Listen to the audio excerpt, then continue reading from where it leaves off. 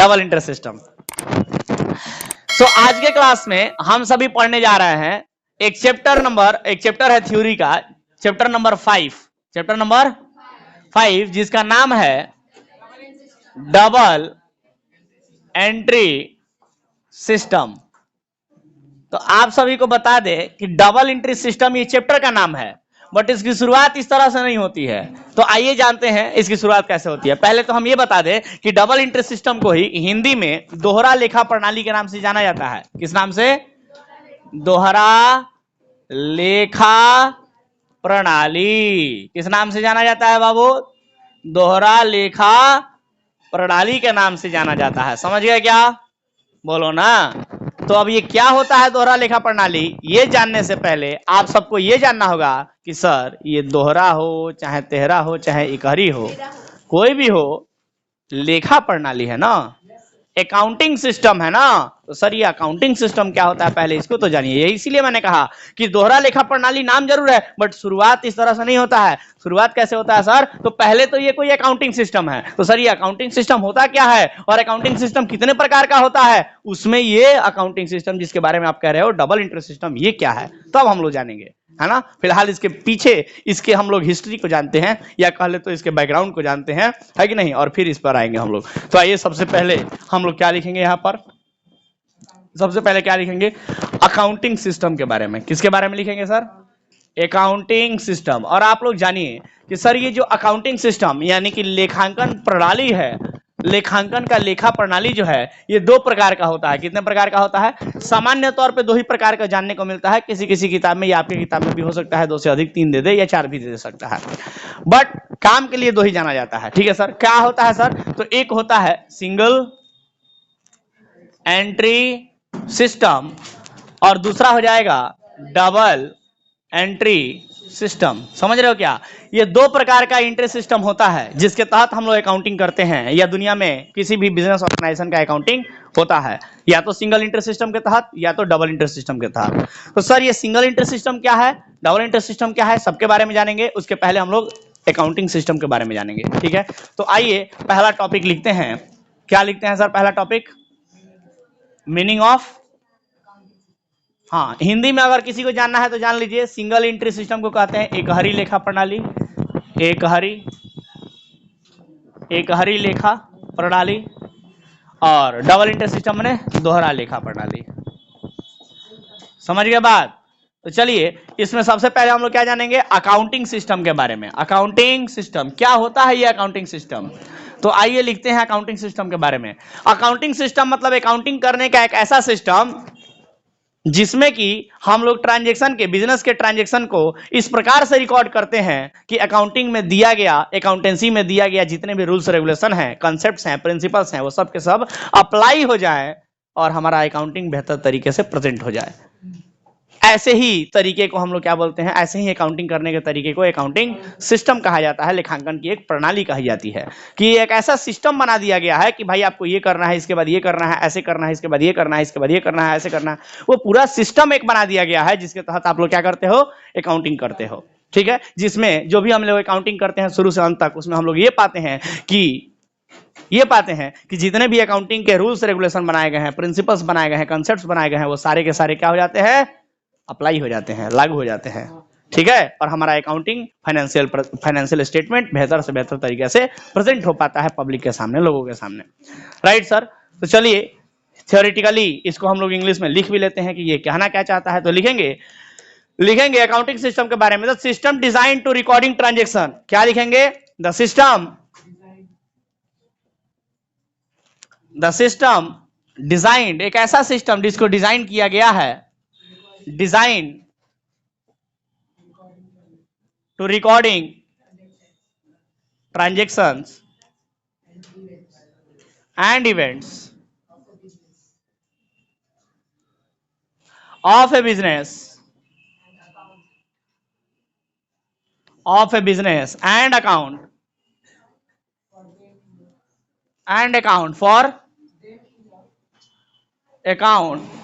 for them in a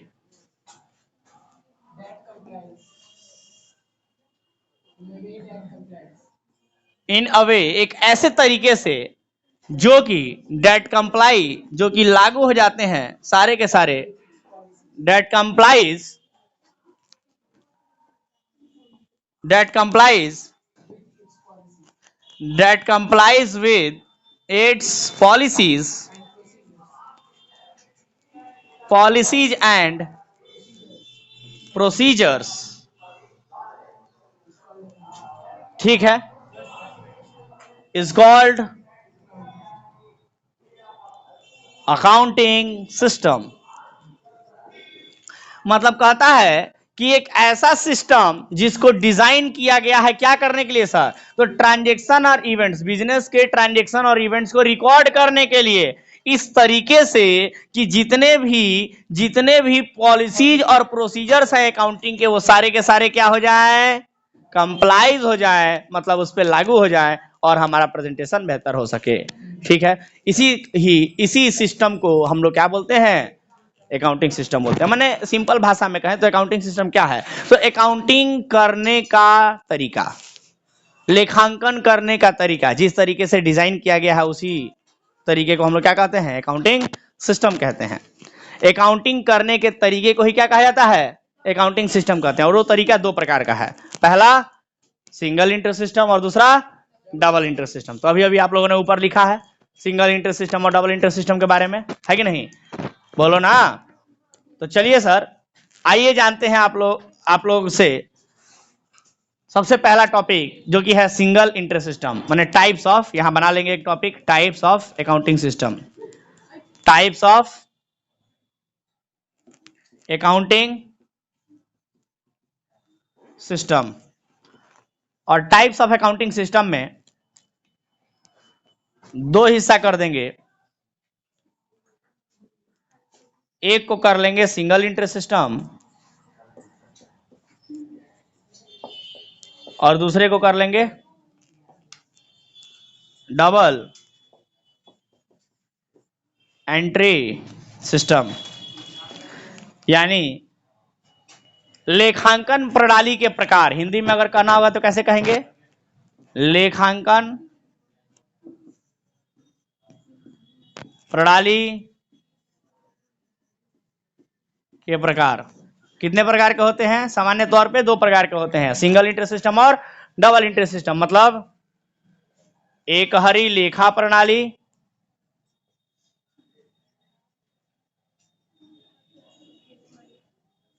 और दूसरा हो जाएगा दोहरा लेखा प्रणाली।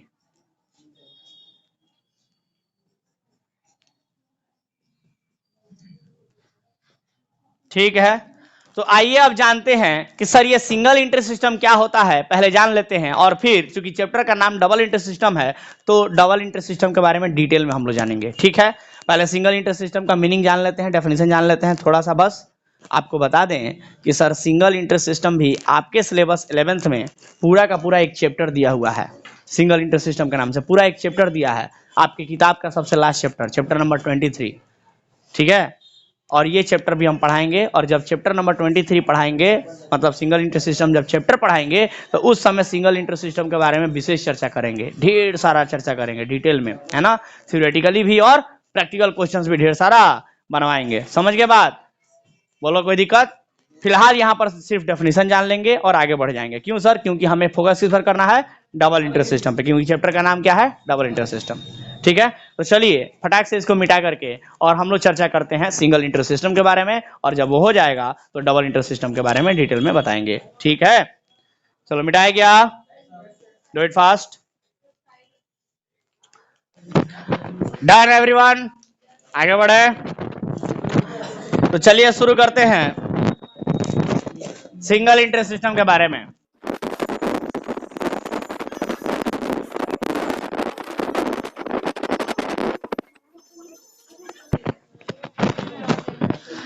देखिए, हमको अगर इस अकाउंटिंग सिस्टम को और डिटेल में अगर समझाना हो तो ये कहेंगे कि देखिए अकाउंटिंग सिस्टम जो दो प्रकार का आप लोग समझ रहे हैं, सिंगल इंटरेस्ट सिस्टम और डबल इंटरेस्ट सिस्टम, इसको बांटा जा सकता है एक और आधार पे। मतलब सिंगल इंटरेस्ट सिस्टम और डबल इंटरेस्ट सिस्टम मेरे समझदारी के अनुसार अगर कहें तो किस प्रकार से बांटा गया है, तो बिजनेस के अकॉर्डिंग और अवेलेबल इंफॉर्मेशन के अकॉर्डिंग।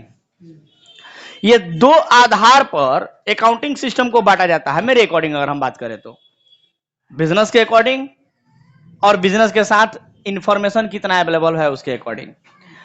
मतलब बिजनेस आपका कितने बड़े लेवल का है, छोटे लेवल का है, बड़े लेवल का है, कैसा है, और आपको आपके बिजनेस के इंफॉर्मेशन का कितना नॉलेज आपके पास है और कितना सोर्स डॉक्यूमेंट आप रखे हो उसको रिकॉर्ड करने के लिए।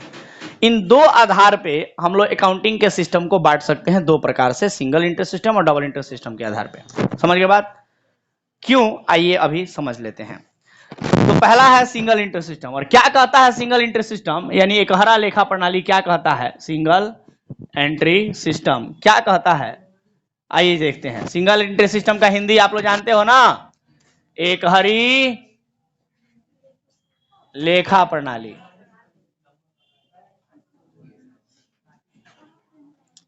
आइए, क्या होता है सिंगल इंटरेस्ट सिस्टम यानी एकहरी लेखा प्रणाली क्या होता है, आइए इसके बारे में हम लोग जान लेते हैं। ठीक है सर, तो चलिए देखेंगे सिंगल इंटरेस्ट सिस्टम के बारे में कि सिंगल इंटरेस्ट सिस्टम अकाउंटिंग का एक ऐसा सिस्टम होता है, सिंगल इंटरेस्ट सिस्टम अकाउंटिंग का एक ऐसा सिस्टम होता है जिसमें कि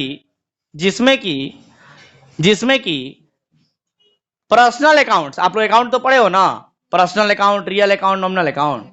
तो सिंगल इंटरेस्ट सिस्टम क्या कहता है कि केवल और केवल पर्सनल अकाउंट को रिकॉर्ड करता है बस, और रियल अकाउंट में सिर्फ और सिर्फ कैश अकाउंट को। बस हो गया सिंगल इंटरेस्ट सिस्टम। यानी सिंगल इंटरेस्ट सिस्टम अकाउंटिंग का एक ऐसा सिस्टम है जो सिर्फ और सिर्फ पर्सनल अकाउंट्स और कैश अकाउंट को रिकॉर्ड करता है, दैट्स इट, उसके अलावा और कुछ भी नहीं। क्योंकि ये छोटे व्यवसायी लोग करते हैं सिंगल इंटरेस्ट सिस्टम, और छोटे व्यवसाय में अगर आप लोगों से हम डिस्कशन करेंगे, चर्चा करेंगे, तो छोटे व्यवसाय में हमको उतना इंफॉर्मेशन ही नहीं अवेलेबल होता है कि हम पूरी अकाउंटिंग कर सकें। क्योंकि आप लोग बताओ, मान लो एगो किराना का दुकान है मोहल्ले में, चौराहे पर कहीं, ठीक है, किराना दुकान है। किराना दुकान वाला आपको क्या लगता है उतना सोर्स डॉक्यूमेंट वाउचर इकट्ठा करके रखता होगा क्या? वो उसको विशेष मतलब नहीं है, उसको तो इतना मतलब है कि सर हम शुरू में बिजनेस इतना रुपया लगा के शुरू किए थे, अभी मेरे पास इतना रुपया है, हो गया प्रॉफिट। क्या आप लोग इतना ही कैलकुलेशन करते हो क्या? क्या आप लोग अकाउंटिंग में इतना ही सीखे हो क्या? सर अभी तो पता नहीं आप लोग प्रॉफिट तक कब पहुंचोगे। अभी तो जर्नल सीखे हो, लेजर पढ़े हो, ट्रायल बैलेंस पढ़े हो, कैश बुक, सब्सिडरी बुक, ये सब पढ़े हो, अभी पता नहीं क्या क्या पढ़ोगे, डेप्रिसिएशन पढ़े हो।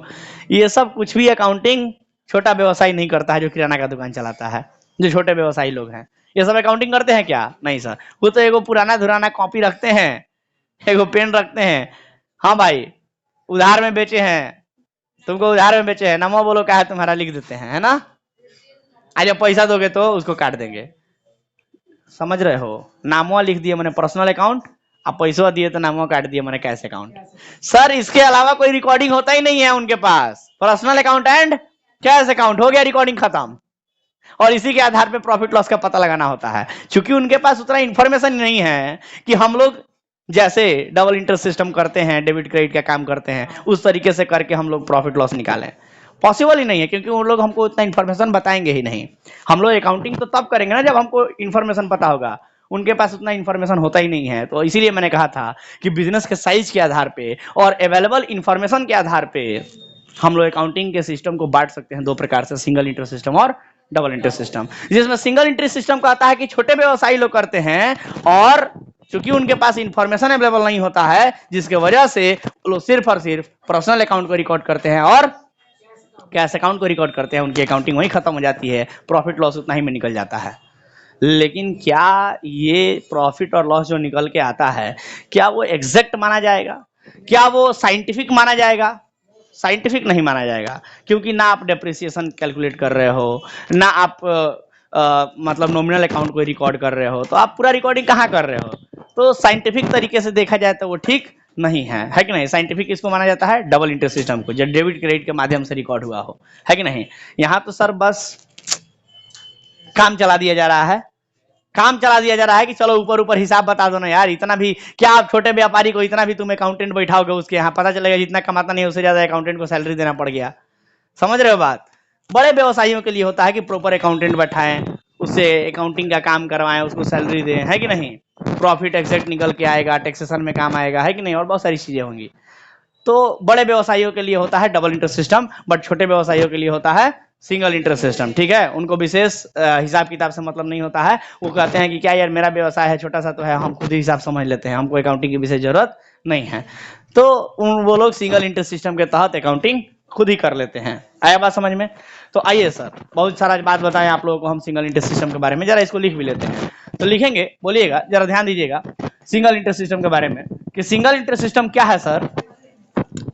The system in which the system in which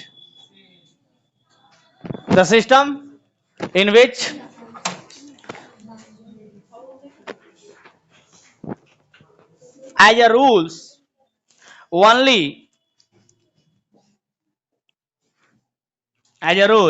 only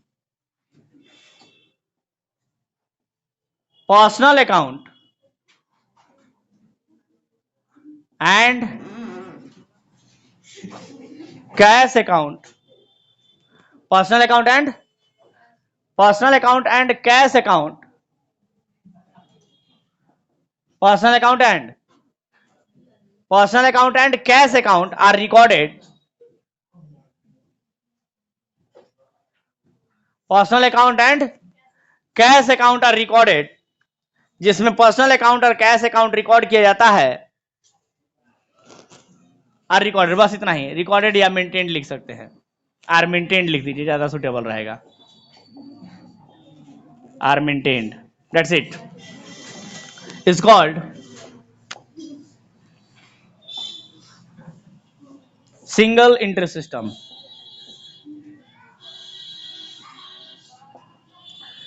यानी अकाउंटिंग का एक ऐसा सिस्टम जिसमें केवल और केवल पर्सनल अकाउंट और कैश अकाउंट को ही रिकॉर्ड किया जाता है। बस एक ऐसा सिस्टम जिसमें केवल और केवल पर्सनल अकाउंट और कैश अकाउंट को ही रिकॉर्ड किया जाता है, इसी को हम लोग सिंगल इंटरेस्ट सिस्टम कहते हैं। आप लोग हमको बताइए कि क्या पर्सनल अकाउंट और कैश अकाउंट रिकॉर्ड कर लेने से पूरा अकाउंटिंग का काम हो जाएगा? क्या ये कंप्लीट अकाउंटिंग माना जाएगा? क्या नहीं सर, ये तो इनकम्प्लीट अकाउंटिंग माना जाएगा। And that's why single interest system is also known as single entry system is also known as incomplete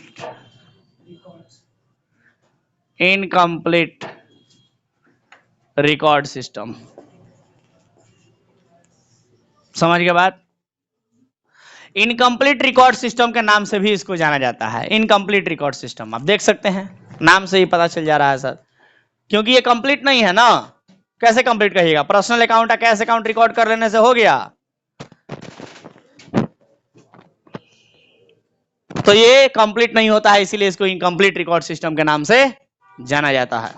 आइए अब आप लोगों को इसमें ज्यादा कुछ नहीं बताएंगे, बस एक दो और लाइन लिख सकते हैं आप लोग चाहे तो, कि ये जो सिस्टम होता है ये छोटे व्यवसाय, it is useful for small businesses, है ना, ये लिख सकते हैं आप लोग।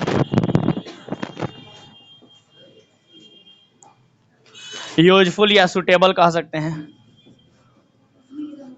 For small businesses. वैसे तो अगर हम कहें, अगर मेरा मानना है कि अगर आप थोड़ा सा और थोड़ा सा प्रयास करके अगर डबल इंटरेस्ट, अब छोटे व्यवसायी ही हैं तो क्या हुआ, और थोड़ा और प्रयास करके डबल इंटरेस्ट सिस्टम अगर आप लोग कर सकते हैं तो जरूर कीजिए, है कि नहीं? उससे कंप्लीट रिकॉर्डिंग होता है, एग्जैक्ट हिसाब का पता चलता है और बहुत सारी चीजें है ना, वो वैलिड भी माना जाएगा लॉ के नजरों में।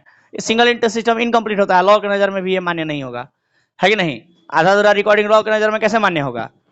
तो मेरा मानना यह है कि अगर आप छोटे व्यवसायी भी हैं, अगर थोड़ा प्रयास कर सकते हैं तो, वैसे तो है ये सिंगल इंटरेस्ट सिस्टम काम चलाने के लिए, बट अगर आप प्रयास कर सकते हैं तो कोशिश जरूर करें डबल इंटरेस्ट सिस्टम से रिकॉर्ड करने के लिए, ठीक है?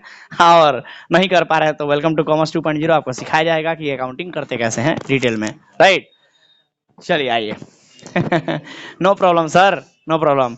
हाँ, यही तो इंटरेस्टिंग फैक्ट है हमारे माने कॉमर्स सेक्टर का, कि सर कॉमर्स सेक्टर में एज का कोई लिमिटेशन ही नहीं है। आपको कॉमर्स पढ़ के सीए बनना है, सीएमए बनना है, सीएस बनना है, डजंट मैटर आपका एज क्या है सर, बुढ़ारी में भी आप बन सकते हैं, कोई दिक्कत नहीं है।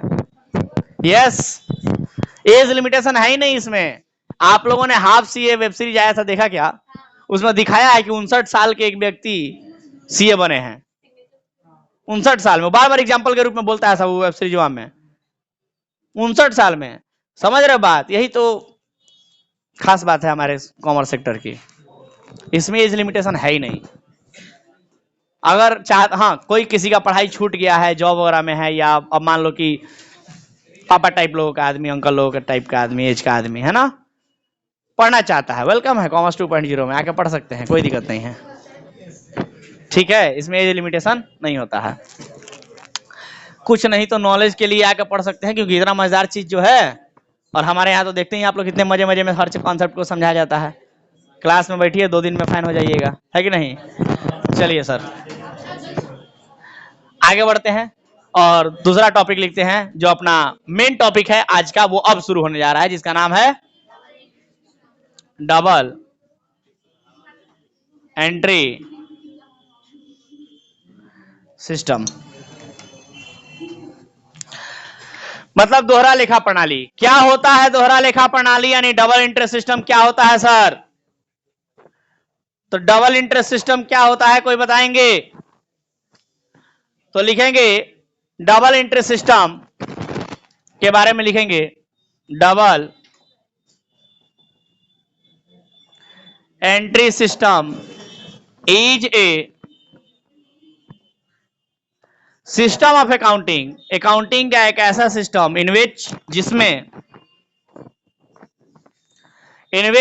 जिसमें जो भी ट्रांजेक्शन्स होते हैं, all transaction, every transaction in which every transactions of A business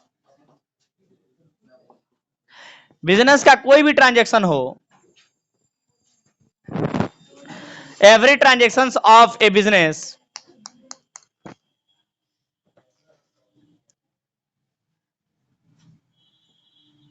has two aspect, दो उसके प्रभाव होते हैं, दो पहलू होते हैं। The first one is debited, पहले वाले को डेबिट किया जाता है। Yes, the first one is debited and the second one is credited. पहले वाले को डेबिट करते हैं तो दूसरे वाले को क्रेडिट करते हैं। समझ गए बात? बोलो ना। अकाउंटिंग का एक ऐसा सिस्टम जिसके दो प्रभाव होते हैं, टू फोल्ड्स होते हैं, दो पक्ष होते हैं, जिसमें एक को डेबिट किया जाता है तो दूसरे को क्रेडिट किया जाता है, हर ट्रांजेक्शन का, बिजनेस का हर एक ट्रांजेक्शन को। ऐसे अकाउंटिंग के सिस्टम को हम लोग क्या कहेंगे? डबल इंटरेस्ट सिस्टम कहेंगे। कोई दिक्कत? बोलो ना। जिसके लिए कहा जाता है every debit has an equal and opposite credit. Her debit का इक्वल एंड अपोजिट क्रेडिट होता है, माने जितना अमाउंट से अगर कोई अकाउंट डेबिट हो रहा है तो उसका क्रेडिट जरूर होगा उतने ही अमाउंट से। मतलब मैं ये कहना चाहता हूं कि कभी कभी आप लोग ट्रांजेक्शन को रिकॉर्ड करते हो तो पाए होंगे कि किसी किसी ट्रांजेक्शन में 2 से ज्यादा अकाउंट प्रभावित हो जाते हैं, 3-4 अकाउंट प्रभावित हो जाते हैं, 3 अकाउंट प्रभावित हो गया तो उसमें क्या होता था, 2 ठो कोई डेबिट हो जाएगा, एक क्रेडिट हो जाएगा, या फिर एक डेबिट होगा, 2 ठो क्रेडिट हो जाएगा। लेकिन देखना कि डेबिट जितना रुपया से हुआ होगा क्रेडिट उतना ही रुपया से होगा, है कि नहीं? तो every debit has equal and opposite credit, her debit का इक्वल और अपोजिट क्रेडिट होता है डबल इंटरेस्ट सिस्टम में। क्लियर है बात? अब आइए, डबल इंटरेस्ट सिस्टम का मीनिंग अगर आप लोग जान लिए हैं तो अगला हम लोग जानेंगे फीचर्स या characteristics of double interest system. ठीक है, कि डबल इंटरेस्ट सिस्टम की विशेषताएं क्या हैं, आइए जानते हैं। रिकॉर्ड कीजिए, लिखिए जल्दी से।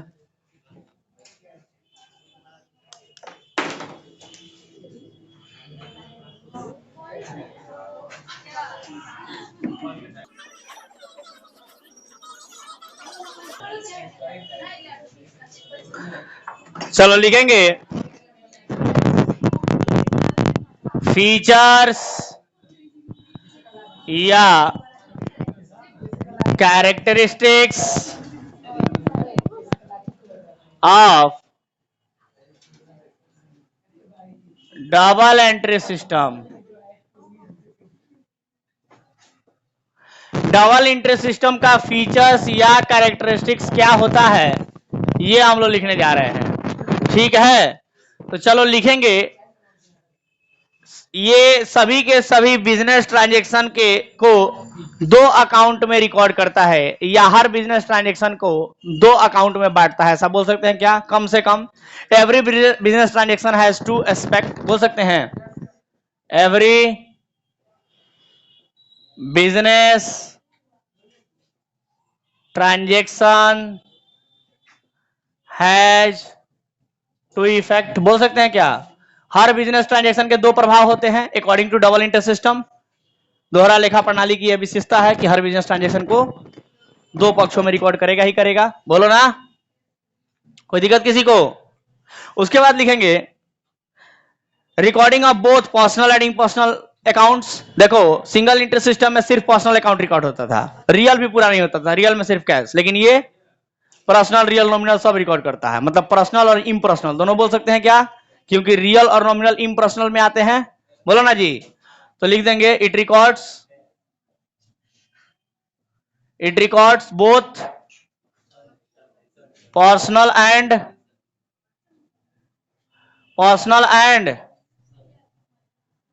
Impersonal account. ये पर्सनल और इम्पर्सनल अकाउंट दोनों को ही रिकॉर्ड करता है। कोई दिक्कत?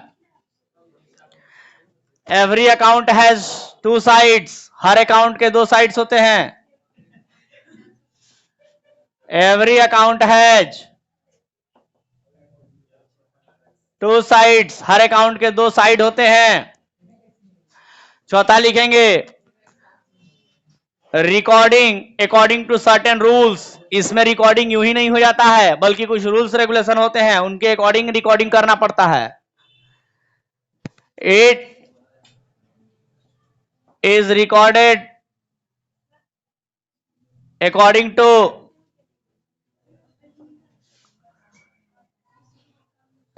टू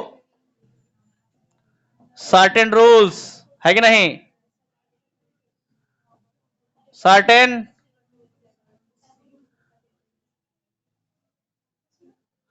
रूल्स, कुछ रूल्स रेगुलेशन होते हैं, उसके अकॉर्डिंग इसमें रिकॉर्डिंग होता है, और इसमें चेकिंग भी हो सकता है, अर्थमेटिकल एक्यूरेसी, है कि नहीं? बोलो ना, it can check the arithmetical accuracy, it can check the arithmetical accuracy of accounts। Accounts का अर्थमेटिकल एक्यूरेसी ये चेक कर सकता है। क्या कर सकता है? अर्थमेटिकल एक्यूरेसी चेक कर सकता है, अंक गणितीय शुद्धता की जांच कर सकता है। मतलब ट्रायल बैलेंस में यही काम होता है ना, अंक गणितीय शुद्धता की जांच करना, है कि नहीं? चलो अगला टॉपिक लिखेंगे इसमें, फीचर्स के बाद advantage. Advantage of double entry system.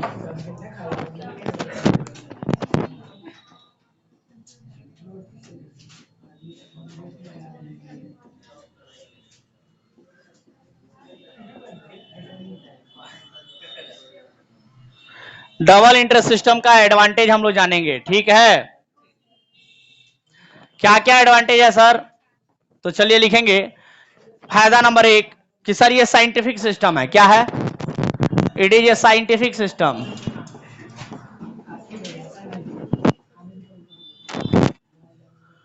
किसी भी चीज को लॉजिकली इसमें बता सकते हैं, है कि नहीं? साइंटिफिक होता है ये ज्यादा। उसके बाद लिखेंगे कि फुल अकाउंटिंग इंफॉर्मेशन को रिकॉर्ड करता है। It records full accounting information ये फुल अकाउंटिंग इंफॉर्मेशन को रिकॉर्ड करता है। इसमें फ्रॉड का पॉसिबिलिटी कम होता है, less possibility of fraud, less possibility of fraud. Fraud का पॉसिबिलिटी बहुत कम होता है इसमें, है कि नहीं? बोलो ना। Knowledge of financial position, knowledge of financial position, financial position का नॉलेज हो पाता है, मतलब आपके बिजनेस की औकात क्या है ये पता चल पाता है। एसेट लायबिलिटी की जांच हो पाती है इसमें, है कि नहीं? उसके बाद it helps in comparative study, it helps in comparative study, ये हमें कंपैरेटिव स्टडी करने में हमारी मदद करता है, मतलब तुलनात्मक अध्ययन हम लोग कर सकते हैं। पिछले साल हमारे बिजनेस की स्थिति क्या थी, अब क्या है, आगे क्या होने वाला है, ये सब कुछ हो सकता है डबल इंटरेस्ट सिस्टम के माध्यम से। तो ये सब फायदे ही तो हैं, और भी तमाम फायदे हैं जो हम लोग लिख सकते हैं इसमें, चूंकि 5 फिलहाल के लिए काफी है कि नहीं? तो इतना ही इसमें रहने देते हैं। अब ध्यान से सुनिए, आपका इस चैप्टर का लास्ट टॉपिक क्या है? लास्ट टॉपिक क्या है? डिफरेंस। नहीं भी लिखिएगा, इसमें नहीं दिया है डिफरेंस, डिफरेंस इसमें नहीं लिखवाएंगे। नहीं, नथिंग। सुनो ध्यान से, अगर स्टेजेस की बात करोगे तो फिर वो वही स्टेज हो जाएगा, different stages of double interest system, ये एक टॉपिक बना सकते हो, बट स्टेजेस में वही होगा, पहले आइडेंटिफाई करना, मेजर करना, रिकॉर्ड करना, समराइज करना, एनालाइज करना, इंटरप्रेट करना, कम्युनिकेटिंग करना, कई बार आप लोग लिख चुके हो, वही तो है stages of double interest system. तो एक वो टॉपिक रही। बात डिफरेंस की, सिंगल एंट्री डबल एंट्री में, तो वो डिफरेंस वाला टॉपिक इस चैप्टर में नहीं दिया है, वो डिफरेंस आपको मिलेगा जब सिंगल एंट्री चैप्टर पढ़िएगा, सिंगल इंटरेस्ट सिस्टम चैप्टर जब डिटेल में पढ़िएगा, चैप्टर नंबर 23, वहां आपको मिलेगा। फिलहाल यहां पर आप लोग टॉपिक एक तैयार कर सकते हैं, क्या? डिफरेंट स्टेजेज, है ना? Different stages of double interest system.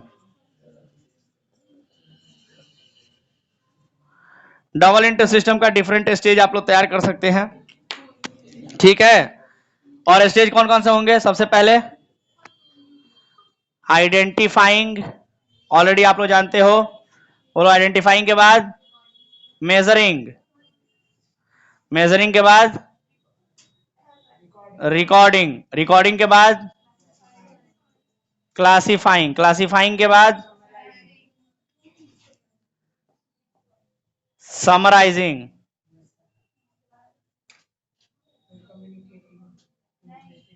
Summarising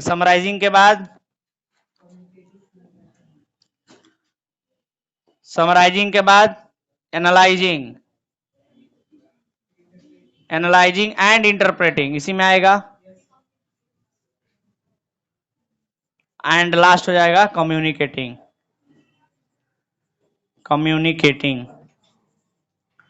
ठीक है सर? ये है different stages of double interest system, और इसके बारे में ऑलरेडी बहुत चर्चा हम लोग कर चुके हैं।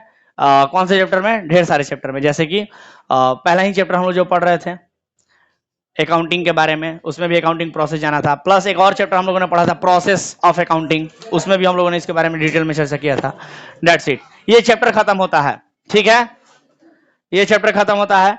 तो आज के लिए मेरे तरफ से इतना ही, मिलते हैं आप लोगों से अगले क्लास में, तब तक के लिए धन्यवाद।